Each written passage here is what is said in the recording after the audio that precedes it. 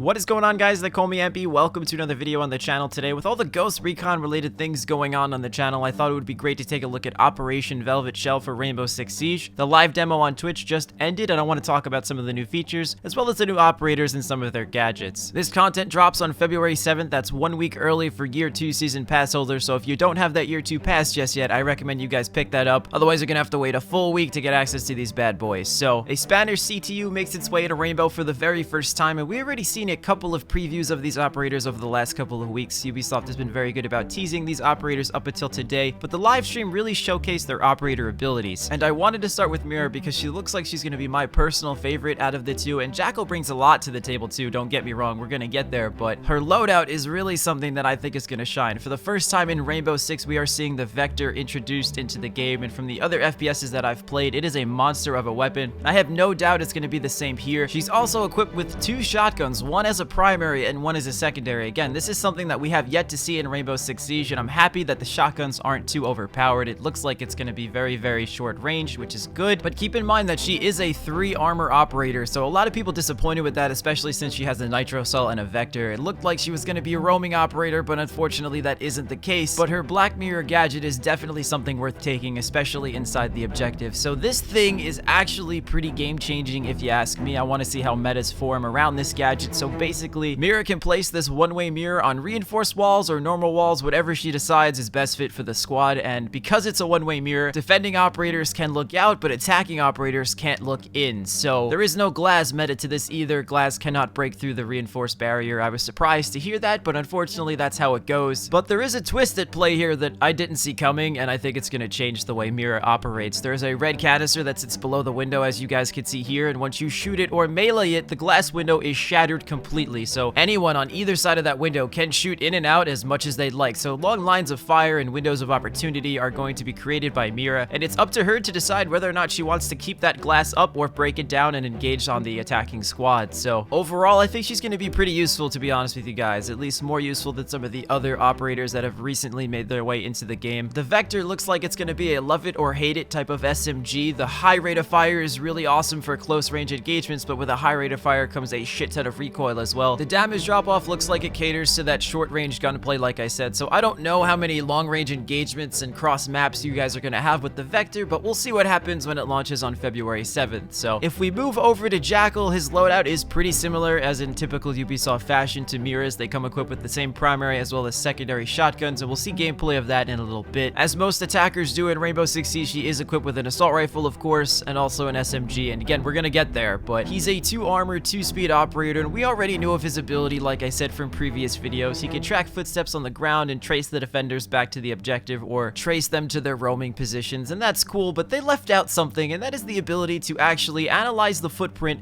scan that damn thing, and then reveal that operator, that scanned operator on the map once every 10 seconds for 30 seconds total. Now, I don't know about you guys, but prior to knowing this information about Jackal, before we knew that he could ping operators and find out exactly where they're hiding, I didn't see this as being super useful. That ping in itself brings an entirely new level of gameplay to Jackal, as well as the other operators in this game too, because there are counters to him that he really can't get around. So if we talk about Caviera here for a second, if she silent steps, her footprints are not revealed whatsoever to Jackal. Of course, she can't silent step the entire time. Her ability has a cooldown, but again, it's nice to see that there are other DLC operators that interact with new DLC operators in a way that makes the game more balanced. Now, if we talk about mute as well, since Jackal's visor is an electronic device, a simple mute will take care of that. If he steps within range, you're going to get jammed and you'll be unable to use it. Unfortunately, Jackal's device has no cooldown. He can flip it on and off whenever he'd like, so I would like to see that be changed personally, but the devs have also explained that if you engage in combat with that visor equipped and it is on and active, you will have a harder time reacting to that gunfight as far as your vision goes, so it's nice to see that be implemented as well. There's also a deeper level of gameplay as far as the footprints go that Jackal can scan. So when you see footprints as Jackal, they are going to stay active for 90 seconds, which is actually a pretty long time, and they are color-coded, color-coordinated depending upon how fresh or how cold they are. So the super red hot color footprints are going to be very, very fresh. Chances are that operator you're tracking is pretty close to you, so you better get a move on, draw your weapon, and expect him around a corner. But as you move further down the color spectrum from yellow to green to blue, the operator footprints are getting a little bit colder and the operator's probably farther away from you than you'd think. So again, the tracking is cool and I like the tracking, but the real thing about this is the ping. The ping is going to change gameplay. It's going to reveal roamers. It's going to tell you exactly where these people are. Inside objective, outside objectives. You can coordinate your team assaults wherever you'd like. You can flank. All these opportunities open with Jackal's scanning ability. Of course, if there's no roamers, he's pretty useless and you're going to waste your time, but that's just how Siege goes. Some operators are more situational than others, but I like him and his kit is pretty cool. If we're going to talk about his weapons really briefly, his assault rifle is probably going to be the fan favorite, as most assault rifles are. Very balanced weapon. It looks like does a decent amount of damage, but this SMG that he has, this PDW can carry 50 bullets in the magazine at one time, which is the most we've seen an SMG carry in Siege so far. It actually competes with some of the LMGs that carry about 100 bullets each time, which is actually insane. That's a lot of bullets downrange for any defender that's gonna have to deal with that. But his shotgun is a pump action shotgun with seemingly high rate of fire, so that's cool. We didn't see too much gameplay of the shotgun in the live demo because again, the assault rifle is probably going to be the most used, followed by the SMG and then the shotgun on the low end of the totem pole, but it's in the game if you guys want to use it. I don't see anything too particular about this weapon. It looks like it performs like any other pump action shotgun would. If you are close enough, one shot should take out your enemy, but again, you never know with Siege. Maybe the shotgun will have a place. If you're a shotgun user, let me know in the comments. I'm personally not that kind of guy, so thank you guys so much for watching. Please like, comment, and subscribe. The operators, again, are launching on February 7th, and I'm excited, dudes. More operators, more fresh gameplay, more mechanics, more utility, more metas. I'll see you guys on the next video.